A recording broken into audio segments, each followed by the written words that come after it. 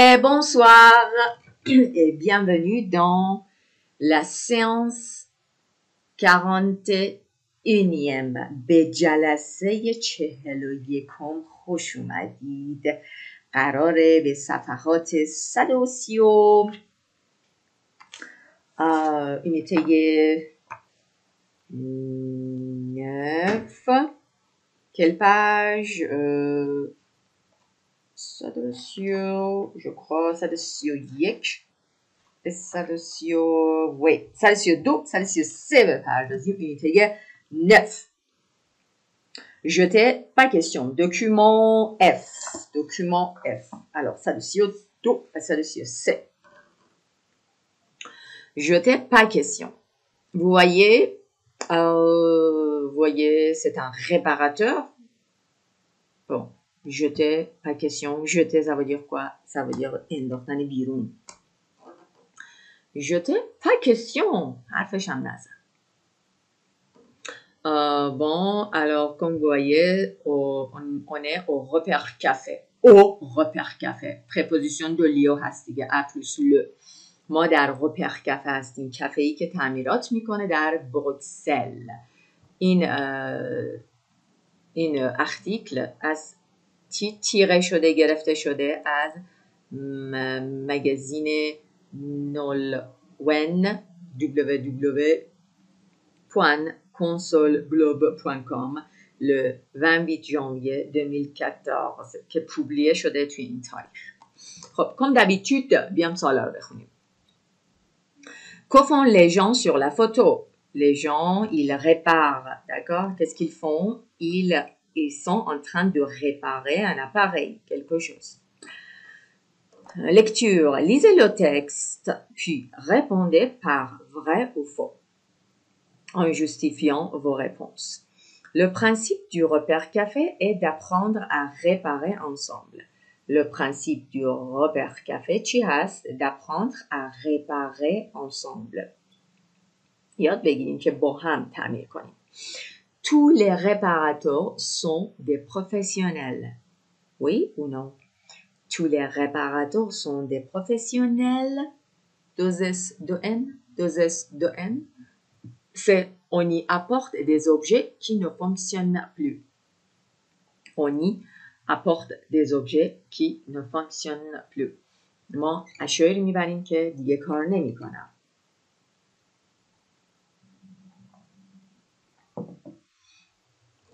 On y apporte des objets qui ne fonctionnent avec un T plus. D. C'est possible d'apprendre à bricoler. C'est possible d'apprendre à bricoler. آسونه یاد گرفتن bricoler. Qu'est-ce que ça veut dire bricoler? C'est une sorte de réparer. اینو تعمیر کردن و ساختنه. Vocabulaire. Un bricoleur averti, un bricoleur amateur, اینا رو با هم باید اسوسیه کنیم. bricoleur averti, bricoleur amateur, bricoleur nocif. Qu'est-ce que ça veut dire amateur? Qu'est-ce que ça veut dire novice? Qu'est-ce que ça veut dire averti? Bon, un bricoleur averti est débutant. Expert assez compétent. Il y a un bricoleur amateur هست et débutant expert assez compétent. Un bricoleur novice et débutant expert assez compétent. Bon, alors on y va pour lire le document. Dans un repère café, on pratique un type de consommation collaborative qui s'exprime sous la forme d'entraide entre bricoleurs avertis, amateurs ou totalement novices. Les repères café ont leur utilité car de nombreux objets finissent à la poubelle parce qu'ils seraient trop chers à faire réparer par des réparateurs professionnels. Ainsi, les repères café remettent en fonctionnement de l'électroménager, du textile, de l'électronique, des vélos, de motos. Que fait-on dans un repère café? Que fait-on dans un repère café? Dans un état d'esprit très consommation collaborative, on y bricole, on répare son aspirateur qui n'aspire plus, son grille-pain qui ne grille plus, son casque audio devenu sourd. Pour ceux qui n'ont jamais tenu un tournevis, des bricoleurs bénévoles sont là pour vous aider, vous apprendre l'idée et le partage de l'apprentissage. Consommation collaborative, c'est un adjectif féminin, collaboratif masculin, collaborative féminin. Ça veut dire contribuer, participer, اشتراک گذاشت contribuer, participatif, مشارکتی, collaboratif. S'exprimer, ça veut dire se manifester, نشان دادن, اظهار کردن. S'exprimer, se manifester, s'exprimer. C'est un verbe pronominal. S'exprime. C'est comme express yourself. خودتو نشون بدی، صحبت کنی، حرف دلتو بزنی. Je m'exprime, tu t'exprimes, il s'exprime, elle s'exprime, nous nous exprimons, vous vous exprimez, il s'exprime, elle s'exprime. Entraide, ça veut dire quoi? به هم دیگه کمک کردن. C'est un nom, aide, assistance. Averti, l'adjectif averti, qui est au courant, خیلی روال و جاری و compétent و expert. یعنی با مهارت, averti. Expert, compétent, averti. Novice, c'est un adjectif et ça veut dire débutant, مبتدی, inexpérimenté, بدون بی تجربه, inexpérimenté. Finir à منتهی میشه, se terminer. État d'esprit, حالت روحی. Une attitude générale d'une personne à un moment particulier. Une attitude générale d'une personne à un moment particulier. Bénévole, ça veut dire gratuit, volontaire. Bon, بریم تکست رو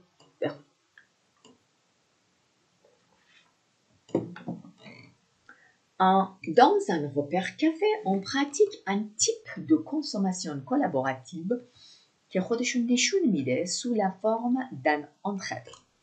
توی این repère café ما داریم پراتیک میکنیم، تمرین میکنیم یه نوع کنسوماسیون، یه استفاده اشتراکی با هم دیگه که نشون داده میشه تحت شکل، تحت فرم، زیر فرم، یعنی به شکل کمک رسانی به هم دیگه. انتخاب اسمها بین بریکولر، تعمیرکاران، بریکولر الزاماً تعمیرکار نمیشه، یعنی کسایی که مثلا میز برای خودشون میسازن، مثلا خونه‌شون رو خودشون میان رنگ میکنن، از چوب میان برای خودشون یه میز کوچولو میسازن، یه چارپایی میسازن، برق خونه‌شون مشکل پیدا کنه تا حدی میتونن خودشون درست کنن، به اینا میگن بریکولر.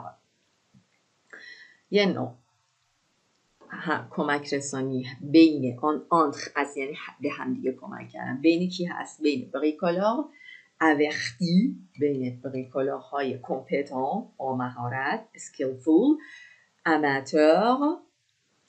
آماتورها، کسایی که یک چیزایی بلدن، و یا حتی اونایی که کاملا نویسن، یعنی کاملا بریکولرهایی که کاملا نویس و مبتدی. Les repères café ont leur utilité. یعنی میگه repère café فایده خودش هم داره به خاطر اشیاء زیادی که مثلا فینیس الا پوبل، یعنی خیلی از اشیا، خیلی از چیزهایی که مثلا میخوان برن توی سطل آشغال فینیس بشن الا پوبل، یعنی توی سطل آشغال برن و کارشون تمام بشه، به خاطر اینکه ایسوغه اونا گرون خواهد بود، گرونن برای اینکه خوشه، خیلی گرونن برای اینکه تعمیر بشن به وسیله رپاراتورهای پروفسیونل. از این یعنی رپاراتور، تعمیرکار، لولش بالاتر از رپاراتوره، بالاتر از بریکولوره. میگه اگه ما بخوایم این ابژه ها که قراره برن تو سطل آشغال، اگه قرار باشه که رپاره باشن، تعمیر بشن توسط تعمیرکار پروفسیونل، خیلی شر خواهد بود، خیلی خیلی تروشر سوره، خیلی شر خواهد بود. انسی این چنین، بنابراین این چنین لرپار کافه که اسم این کافه های مخصوص هست، در کافه تعمیرگاهی اجازه میدن en fonctionnement de l'électroménager du textile remettre en fonction، یعنی دوباره en fonction به کار میذارن، دوباره به کار برمیگردونن، به فعالیت و به چرخه، یعنی یه شیء رو دوباره به کار کردن و فعالیت، یعنی دوباره میشه ازش استفاده کرد. mettre remettre en fonctionnement، remettre en fonctionnement یعنی دوباره میذارن، درستش میکنن، روی که فونکسیونه کنه، کار کنه و عمل کنه. پس ainsi les repas café remettent اینجور کافه ها remettre en fonctionnement چیا رو؟ de l'électroménager، وسایل الکتریکی، وسایل خانگی الکتریکی، تکستیل، مربوط به وسایل نساجی مثل جارو، ماشین ماشین کماندی، تکستیل یعنی نساجی، هر چیزی ما نساجیه. de l'électronique، des vélos، du moto. Que faut-on dans un repère café؟ میگه dans un état d'esprit، میگه توی یک حالت روحی خیلی کنسوماسیون کلابوراتیو که با هم میخوایم استفاده کنیم، یعنی هم میخوایم همه چی رو با هم دیگه استفاده کنیم، یکی یه چیزی داره به دیگه هم یاد بده که با هم دیگه استفاده کنیم و یه چیزی رو اندازیم دور. من توانایی دارم در اختیار شما بذارم برای حفاظت از محیط زیست و برای اینکه به اقتصاد کل جامعه کمک بشه. اونی بریکول، ما اونجا بریکول میکنیم. ایگرگ برمیگرده به چی؟ رپر کافه. اون رپار، ما تعمیر میکنیم اسپیراتورمونو، ماشین جارو برقیمونو که نسپیر پلو، که دیگه کار نمیکنه، دیگه این عمل اسپیره رو دیگه نسپیر پلو دیگه انجام نمیده. مثلا نون دستگاه توستمونو سون گریپان کی نو گری پلو، که دیگه سوخاری و توست نمیکنه. son casque audio devenu sourd. casque audio یعنی این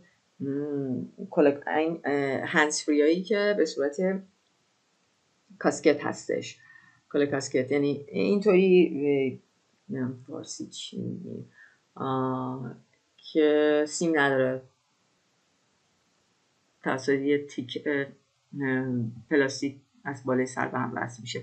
son casque audio، وقتی یه کاسک اودیومون شده یه صدا ازش در نمیاد، devenu sourd. pour ceux qui n'ont jamais tenu un tournevis، برای کسایی که برای those who are، pour ceux qui n'ont jamais، پس کمپوزیت هرگز tenu، هرگز نگرفتن، به دست نگرفتن یه تورنویس، یک تورنویس این که پیچو میچرخونه.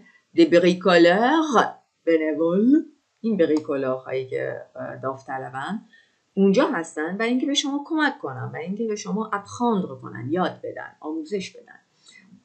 ایده این کار چیه؟ پختج، به اشتراک گذاشتن و آموزش هست، اپخانتیساژ. لیده le partage et l'apprentissage. l'idée est، ببینی اسمه ها، ایده و فکر این قضیه هست le partage et l'apprentissage. هر چیز خوبیه این با پخت کافه اگه می بود. خب ما اینجا فهمیدیم ام بریکولور اورتی، یعنی یه بریکولوری که چیه؟ کمپتان هست، assez compétent. amateur يعني oh non.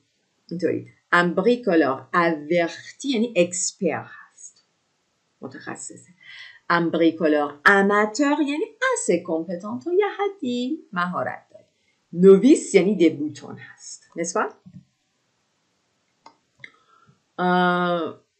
ok deuxième question c'était quoi گفته le principe du repère café est d'apprendre à réparer دوباره میخونم یه قرار ما یاد بگیم تعمیر کنیم B, tous les réparateurs sont des professionnels. C, on y apporte des objets qui ne fonctionnent plus. Et D, c'est possible d'apprendre à bricoler. Mais oui, on pratique un type de consommation collaborative sous la forme d'entraide entre bricoleurs. Premier, همشون professionnel میگه نه bricoleur averti, bricoleur amateur ou totalement novice. Novice, کاملا صفر مبتدی. Les Robert Café remettre en fonctionnement de l'électroménager هست vrai هست les bricoleurs bénévoles اینجا هستن برای اینکه به شما کمک کنن و به شما آموزش بدن sont là pour vous aider et pour vous apprendre پس vrai هست برای اینجا هستن bricoleur averti یعنی expert en bricolage un bricoleur amateur est assez compétent assez compétent en bricolage, un bricoleur novice et débutant en bricolage. Tu es bricolage débutant. Bon.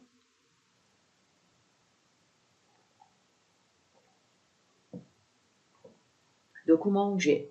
La passion de Jacques.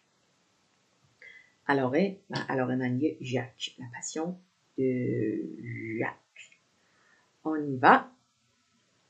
C'est quoi la passion de Jacques? Entrée en matière. Première écoute, deuxième écoute. Première écoute. Quelles sont les questions? 2, 3, 4. همیشه قبل از اینکه وارد متن بشید سوالا رو بخونید. Numéro 2. بخونید خودتون. 3.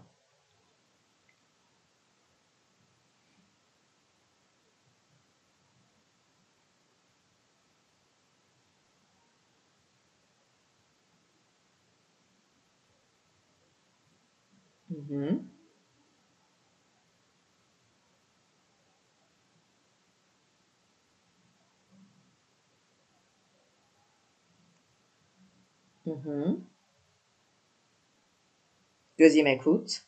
D'autres femmes. Deuxième écoute. Lisez les questions.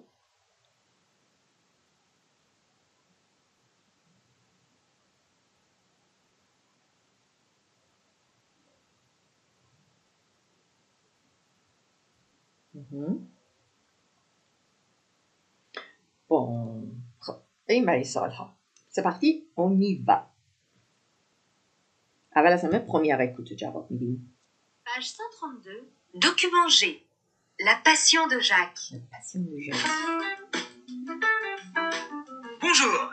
Alors, aujourd'hui, je reçois Jacques. Jacques, vous êtes bénévole dans un Repair Café à Lyon. Un endroit où on peut faire réparer ses objets, recoudre ses vêtements en prenant un café ou un thé. Pourquoi est-ce que vous vous êtes lancé dans ce projet ? C'est important de donner une seconde vie aux objets, aux vêtements, de ne pas jeter à la poubelle juste parce que c'est abîmé. Dans les Repair Cafés, vos objets peuvent avoir une seconde vie. C'est un concept né en Hollande en 2009. Aujourd'hui, il en existe un peu partout en Europe. C'est aussi un moyen de lutter contre la société de consommation. Et puis, j'y passe un bon moment. C'est un lieu d'échange. Comment est organisé le Repair Café ? Il y a un département électroménager, informatique et couture. Chaque bénévole apporte le matériel nécessaire à la réparation. Toutes les réparations sont gratuites. Téléphone, meubles, cafetières, vélos, jouets en bois ou en plastique, ordinateur. Tout est possible à condition de trouver votre réparateur d'un jour. Si vous avez des compétences en couture, en informatique ou en électronique, contactez le Repair Café de Lyon par mail à repaircafélyon@gmail.com ou appelez le 04 98 40 57 00. Merci Jacques. Qui est Jacques? Où et quand est né le concept des repères café؟ کجا و چگونه همچین کنسپت ایده repère café متولد شد؟ Pourquoi Jacques aimait passer du temps au repère café? Bon. Jacques est bénévole, oui, داوطلبه dans un repère café à Lyon. این concept از کجا زاده شد؟ C'est un concept né en Hollande en 2009. چرا ژاک دوست داره passer le temps کنه اونجا؟ ژاک passe de bons moments au repère café به خاطر اینکه car c'est un lieu d'échange. C'est un lieu d'échange. C'est un lieu d'échange. یک محل échange هست. C'est un lieu d'échange. اطلاعات میگیری عوض میکنی و exchange و échange میکنی. C'est un lieu d'échange. Bon, alors on y va. Deuxième écoute. Comment est organisé son repère café? چجوری organiser شد repère café? Écoute دوم رو گوش کنیم. Et après, on lit et on répond. On y va. Deuxième écoute. Bonjour. Alors, aujourd'hui, je reçois Jacques. Jacques, vous êtes bénévole dans un Repair Café à Lyon. Un endroit où on peut faire réparer ses objets, recoudre ses vêtements en prenant un café ou un thé. Pourquoi est-ce que vous vous êtes lancé dans ce projet? C'est important de donner une seconde vie aux objets, aux vêtements, de ne pas jeter à la poubelle juste parce que c'est abîmé. Dans les Repair Café, vos objets peuvent avoir une seconde vie. C'est un concept né en Hollande en 2009. Aujourd'hui, il en existe un peu partout en Europe. C'est aussi un moyen de lutter contre la société de consommation. Et puis, j'y passe un bon moment. C'est un lieu d'échange. Comment est organisé le Repair Café? Il y a un département électroménager, informatique et couture. Chaque bénévole apporte le matériel nécessaire à la réparation. Toutes les réparations sont gratuites. Téléphone, meubles, cafetières, vélos, jouets en bois ou en plastique, ordinateur. Tout est possible à condition de trouver votre réparateur d'un jour. Si vous avez des compétences en couture, en informatique ou en électronique, contactez le Repair Café de Lyon par mail à repaircafélyon@gmail.com ou appelez le 04 98 40 57 00. Merci Jacques. Page 132. Bon. Comment est organisé son repère café? Que peut-on faire réparer؟ چی میتونیم بدیم réparer کنن؟ faire réparer. نه که خودمون réparer کنیم. faire réparer. Les réparations sont-elles chères? Réparation féminin, cher féminin. Comment contacter le repère café? چجوری با repère café تماس بگیریم؟ Deuxième écoute. Bon. Il y a plusieurs départements. Il y a plusieurs départements. Électroménager داریم, informatique, couture, courte douce. Les bénévoles apportent le matériel nécessaire à la réparation. خود bénévoles ها میارن متریال لازم برای réparation. میبینید؟ همه چی کاملا bénévole.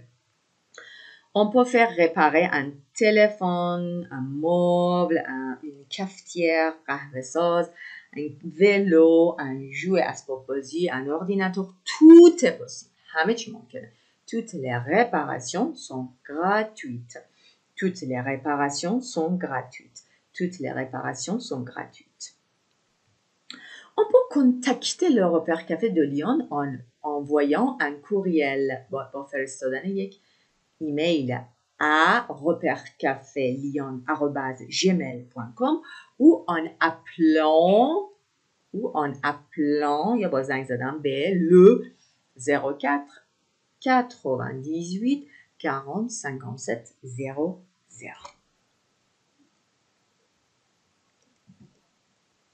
Bon. بریم La transcription. Bonjour. Alors, aujourd'hui, je reçois Jacques. امروز من به وقتی که حالت صابخونه داشته باشی میتونی بگی من یک کسی رو دریافت کردم تو فرانسه، یعنی که من صابخونه و اونو مهمونداری کردم. Je reçois Jacques. فعل recevoir هست. Jacques, vous êtes bénévole dans un repère café à Lyon. Un endroit, یه مکانی که خانم relatif où, un endroit où on peut faire réparer ses objets. recoudre دوباره بدوزیمشون ses vêtements en prenant un café ou un thé. در حالی که اینجا ژروندیفه، در حالی که داریم دو تا عمل انجام، در حالی که داریم یا کافه میخوریم یا ته میخوریم. Pourquoi est-ce que vous vous êtes lancé dans ce projet? چرا خودتو لانسه کردی؟ خودتو انداختی توی پروژه؟ یعنی چی بچه‌ها؟ وقتی کسی از فعل لانسه، سو لانسه استفاده میکنی یعنی خودتو آنگاژه کردی توی اکتیویته. چرا خودت اومدی درگیر این ماجرا کردی؟ پوزیتیو اینجا. تو فارسی شاید منفی باشه. Pourquoi vous vous êtes lancé با être conjugué میشه. یه دو ضمیر است در حالت پس کمپوزه توی این پروژه. Jacques, c'est important de donner une seconde vie aux objets. C'est important de donner. مهمه که یک زندگی دوباره به اشیا بدیم. aux objets, aux vêtements, de ne pas jeter à la poubelle parce que c'est abîmé. فقط آسیب میده. Dans les repères café, désolé, vos objets peuvent avoir une seconde vie. C'est un concept né en Hollande en 2009. Aujourd'hui, il existe un peu partout en Europe. تقریباً یکم همه جا هستش تو اروپا. Aussi un moyen de lutter contre la société de consommation. Et puis, j'y passe un bon moment. Greg برمیگرده به اون repère café. C'est un lieu d'échange. Comment est organisé le repère café? Il y a un département électroménager, un département électronique et couture. Chaque bénévole apporte le matériel nécessaire à la réparation. Toutes les réparations sont gratuites. Téléphone mobile, cafetière, vélo, jouets en vélo, jouets en bois, اسباب بازیای چوبی, en plastique, ordinateur. Tout est possible à condition de به شرط اینکه رپاراتور پیدا بشه، یعنی باشه. Tout est possible à condition de trouver votre réparateur d'un jour.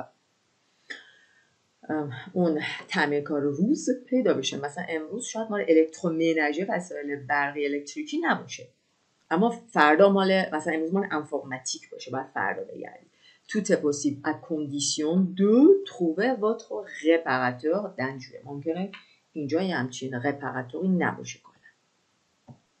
Journaliste, si vous avez des compétences en couture, در دوخت و دوست دارید. en informatique دارید. vous avez des compétences en informatique, vous avez des compétences en électronique, contactez le repère café. Merci Jacques. bon. اینم از این نمونه پرودکشن اکریت بودیه. چی بود پرودکشن اکریت؟ من گفته چیکار کنید؟ گفته اکریو امیل از ژاک، ایمیل بزن به ژاک برای اینکه پروپوزه کنی بهش چی رو؟ کمکتو، ادتو، کمکتو بتونی بهش بگی. چی میتونی بگی؟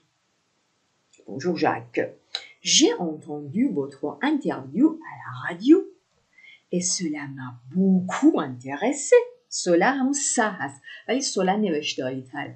میگه اون قضیه خیلی خیلی beaucoup خیلی برای من انترسه بود، جالب بود. J'habite dans le centre-ville de Lyon et j'aimerais participer au repère café. Je suis à la retraite. من بازنشستم. Mais avant j'étais électricien. Je peux aider des gens à réparer leurs appareils électroniques. میتونم کمک کنم که اپارای الکترونیکشون درست کنم. En plus, il me reste du matériel. برام یه سری وسایل اولیه، سری تجهیزات مونده، متریال مونده که قبلا استفاده میکردم وقتی کار میکردم. Un parfait que j'utilisais quand je travaillais. Un parfait. Je peux passer au prochain repère. شاید بتونم برای تعمیر بعدی پسه کنم بیام. Donnez-moi le jour. روز بگو بهم. L'heure et le lieu. Ce n'était pas indiqué dans le reportage. indiqué نشده بود توی reportage. Cordialement, Michel. با احترام Michel. Ok, vocabulaire رسیدیم. پژ vocabulaire.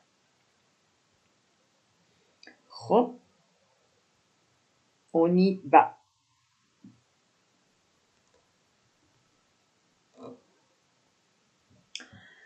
Les objets du quotidien.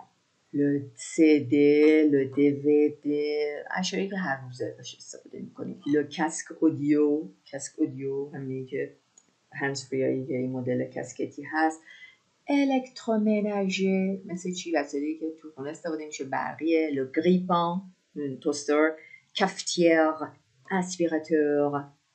Le jouet یعنی بازی اسباب بازی. Le linge لباس‌ها. Le livre le vêtement.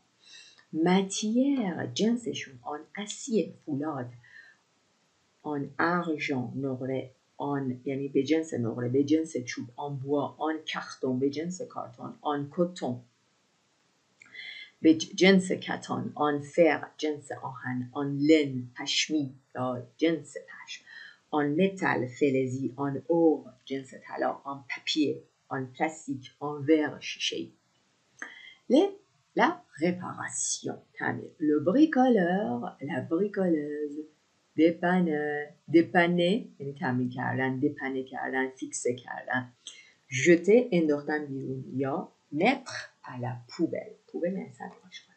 l'outil یعنی همون وسایل. le marteau چکش. le perceuse اون چیزی که سوراخ میکنه. le tournevis میپیچونه. recoller دوباره چسبوندن. recoudre دوباره دوختن. le réparateur تعمیرکار. réparer تعمیر کردن. réparer avec accent.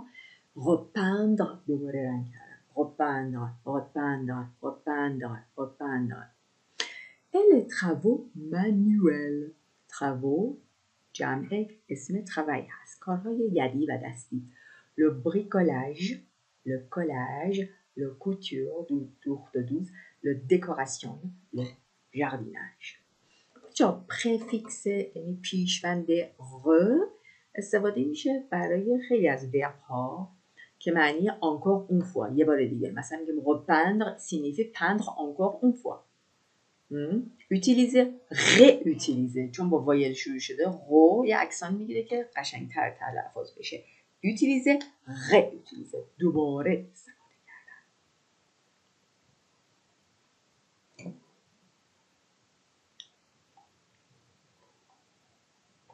ماتیار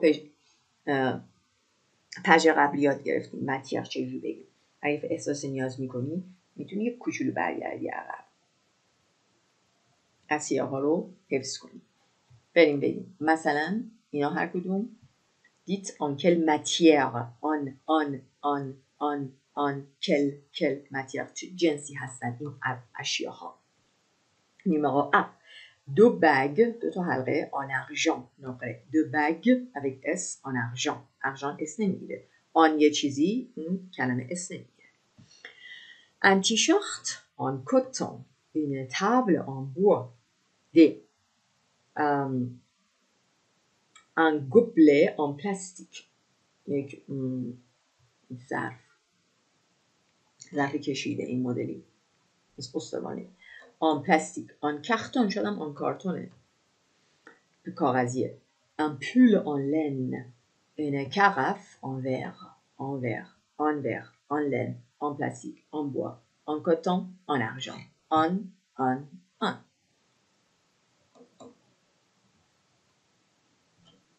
3, 2, numéro 2.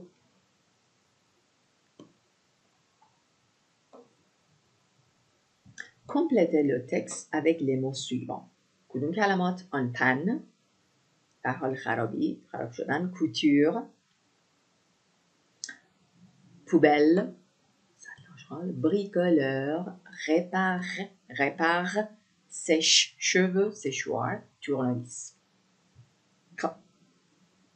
Je vous donne quelques secondes pour lire le paragraphe. paragraph رو بخونید. پاس کن لطفاً و بخون و دوباره ادامه بده. خب. J'ai acheté un sèche-cheveux il y a 6 mois et il est tombé en panne. یه سشوار خریدم 6 ماه قبل الان خراب شد. Il est tombé en panne. Il est tombé en panne. Tomber en panne, ça veut dire doesn't work. خراب شد. Mon mari qui est bricoleur amateur همسرم که bricoleur amateur تا حدی بلده l'a ouvert avec un tournevis mais il n'a pas réussi à le réparer. بازش کرد. الپسخوف برمیگرده به چی؟ به سشوار. اونو باز کرد با یه تورنویس اما موفق نشد. Il n'a pas réussi à le réparer. Je suis retournée au magasin. من برگشتم به مغازه. Mais les vendeurs disent میگن که on ne répare pas les sèche-cheveux. Ils m'ont conseillé من توصیه کردن de le mettre à la poubelle. بندازی سلاشخال بذارش تو سلاشخال et d'en acheter un autre. چرا un autre چون sèche-cheveux masculin. Heureusement ma voisine m'a dit d'aller au repère café. برم همسایم خوشبختانه گفت برم repère café où elle fait de la couture. او اینجا اکسان گراب داره جایی که اونجا ایشون خودش خیاطی گفته داره. Elle fait de la couture pour aider les habitants du quartier و اینکه به ساکنین محله کمک کنه. عجب متنی خودش برای خودش یک کلاس بود. خب چجوری میخوام بریم روی یک مثلا خراب روی حالت خوبیه حالت بدیه. Un objet abîmé آسیب دیده. Un objet cassé شکسته. La panne خراب. مثلا میگیم tomber en panne.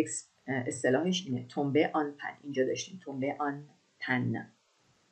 حالا موتور، ماشین، هر دستگاهی میتونه tomber en panne کنه.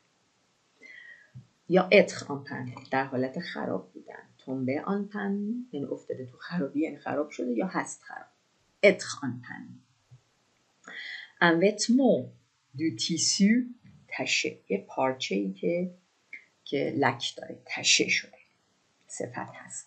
Un vêtement déchiré. یک لباسی که پاره است یا یک پارچه‌ای که دشیره شده و پاره است.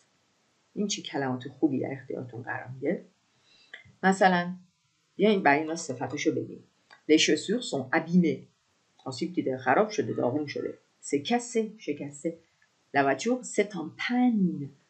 این شلوارا c'est déchiré. این c'est taché لک گرفته. C'est taché avec accent circonflexe. Je répète. Abîmé, c'est abîmé, c'est cassé, c'est en panne, c'est déchiré, c'est taché. C'est taché, c'est déchiré, c'est en panne, c'est cassé, c'est abîmé. میدونید که همچنان میتونید برگردید. این دفعه اول بود بهتون توصیه میکنم که اگر الان نوت بر نداشتی دفعه دوم که نگاه کردی نوت برداری. هر جا که احساس کردی نیاز به تمرکز و موندن داره اونجا وایسی برای خودت تکرار کنی آنالیز کنی ادامه ویدیو رو ببینی. اگر این ویدیو خوشت اومد حتما لایک کن تا به افراد بیشتر فارسی زبانی نشون داده بشه و اگه تازه با این کانال آشنا شدی و محتوای کانال برات آشناست حتما یعنی برات به درد بخوره به کارت میاد سابسکرایب بکن لطفا زنگوله کنارش هم بزن تا هیچ کدوم از ویدیوهایی که از این کانال منتشر میشه رو از دست ندی و در جا اطلاع